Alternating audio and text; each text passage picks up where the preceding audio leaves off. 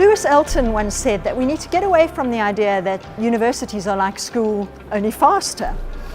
So what's the difference between university and school learning?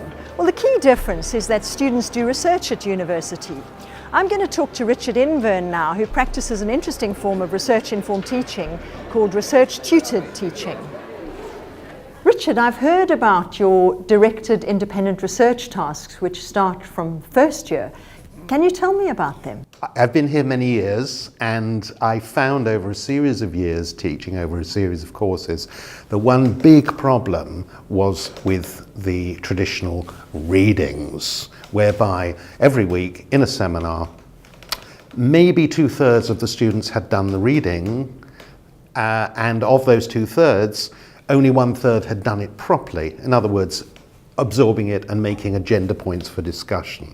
So that's no good, because then you get a completely unbalanced seminar, especially when you go to small group work, in that 1/3 of them sit there and don't say anything. So Richard, this sounds fascinating. How does it work in practice? Well, I give the students a choice of 6 to 8 topics for each week.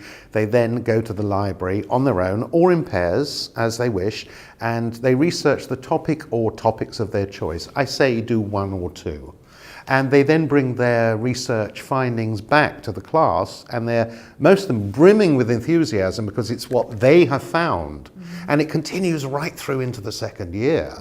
And they sit and discuss it. So when we go to small group work, within the group, they will all have researched, maybe 2 will have researched the same thing, but the other 3 or the other 2 will have researched something else. And so they share their research findings. Richard, I've heard on the grapevine that you tell students something called the 12-inch rule. Take us through that. Absolutely. It's called, I have to do it with a gesture, it's called Richard's 12-inch rule.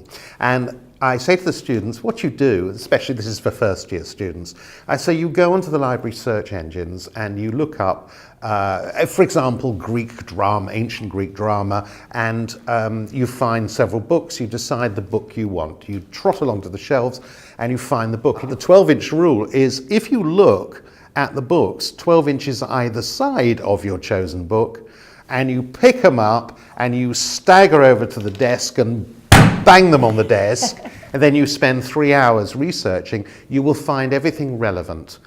Books will have of the same topic will very often be put together or close together. How exciting. Where they love this idea because they don't know it. Well, wasn't that a fabulous case study? What principles can we draw from it about research-tutored teaching? I think the first is that students are given independent tasks and independent directed tasks where they go to the library and engage with the physical environment and the books there in an exciting way. The second principle is that students are given choice, and I think this is a vital feature of higher education. This is not about a prepackaged curriculum. This is about an exciting journey and adventure into knowledge where students take initiative. The third thing that we draw from this case study is that collaboration works. Students learn in socially constructed settings, in groups, and there's an element of peer pressure which helps them learn better.